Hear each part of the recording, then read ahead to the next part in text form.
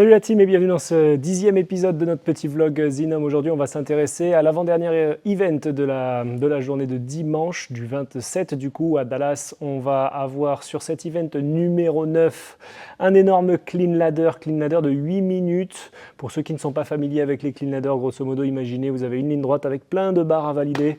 Vous devez arriver au bout. Ce ne sera pas pour un time, ce sera pour un max de reps sur la toute dernière barre.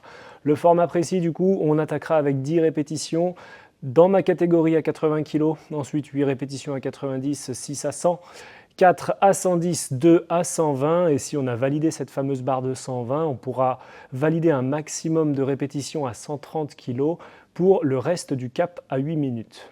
Zinom propose donc avec ce format un deuxième test haltérophilie qui va tester globalement la force max, la puissance sous fatigue, ainsi que la capacité à rester technique avec évidemment cette fatigue cumulée au fur et à mesure des barres. Donc du coup tout ça va être testé un petit peu sur un format différent que sur le snatch, sur lequel on va devoir au contraire prendre du temps, prendre sa récupération et aller chercher sa rep la plus lourde. Là on va être testé sur des charges d'abord mi-lourdes, puis lourdes avec l'accumulation de fatigue. Donc du coup un test forcément très intéressant, notamment pour tous ceux qui sont un petit peu haltérophiles. Ça va forcément beaucoup les avantager, tous ceux qui sont très puissants aussi sur ce genre de workout.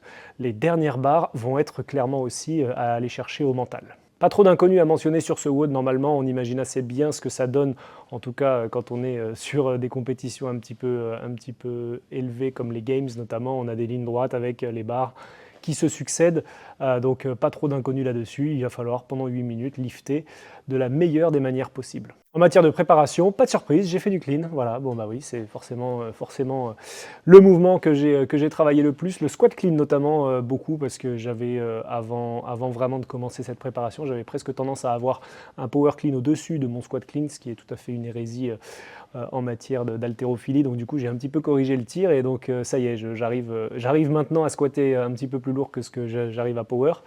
Donc du coup sur le format un petit peu plus spécifique de préparation, au démarrage, c'était simplement retrouver des sensations sur les charges un petit peu lourdes, et puis ensuite j'ai très vite basculé sur des doublés notamment à 120, de manière à essayer d'automatiser un petit peu ça, de me dire ok, ces 120 là, si j'arrive dessus, je sais que je peux le doubler, donc je sais qu'en pick and drop normalement, je suis en capacité, même sur fatigue, d'en réaliser un. Je suis aussi allé chercher un 1RM évidemment, donc du coup le 1RM, le 1RM est de 130 pour moi, donc imaginez bien que je l'ai fait en prenant 3 bonnes minutes de récupération, je ne l'ai pas fait en ayant tiré 30 barres avant. Donc disons que le jour J, si j'arrive sur cette barre à 130 kg, peut-être qu'il s'agira juste d'un petit deadlift et pas franchement d'un squat clean. On verra. C'est un WOD que je n'ai pas pu vraiment tester. Vous connaissez les conditions de drop de la salle qui sont compliquées. C'est un WOD, stratégiquement, il faut partir en pick and drop dès le démarrage. Il ne faut pas se cramer sur essayer de retenir la barre, essayer de faire du touch and go, etc. Donc du coup, très compliqué pour moi de le tester. Donc clairement, pas testé du tout ce WOD. Je ne sais pas ce que ça va donner, on verra bien, mais la stratégie est simple. Partir en pick and drop dès le démarrage sur un rythme contrôlé, de manière à ce que je ne m'emballe pas sur les premières barres, mais de toute manière, je pense que déjà, arriver aux 18 premières répétitions à 80-90, arriver sur la barre de 100, déjà, je pense que je vais très vite sentir que, ouais, ok, je ne vais pas m'emballer. Et voilà, clairement, l'objectif lent et contrôlé, pick and drop tout du long, et on essaie d'avancer comme ça et d'éliminer ces barres une par une. Je l'ai mentionné à plusieurs reprises, quand vous arrivez sur la barre max à 130 dans ma catégorie, vous avez déjà tapé 30 barres avant, entre 80 et 120 kg. L'objectif, c'est ça, hein, mon pronostic, globalement, si je devais en faire un, je pense que, enfin en tout cas mon objectif clair et net, c'est d'essayer de sortir ces 2 répétitions à 120 kg. Pourquoi pas pour le fun d'essayer d'en taper une à 130, mais bon, vu la tronche de mon RM à 130, j'ai un petit peu de mal à envisager que ça puisse sortir après toutes ces barres-là, mais bon bref, une bonne surprise, on ne sait jamais. Donc en tout cas, objectif clair et net, 30 répétitions, ce qui m'amène à un EPI à 563.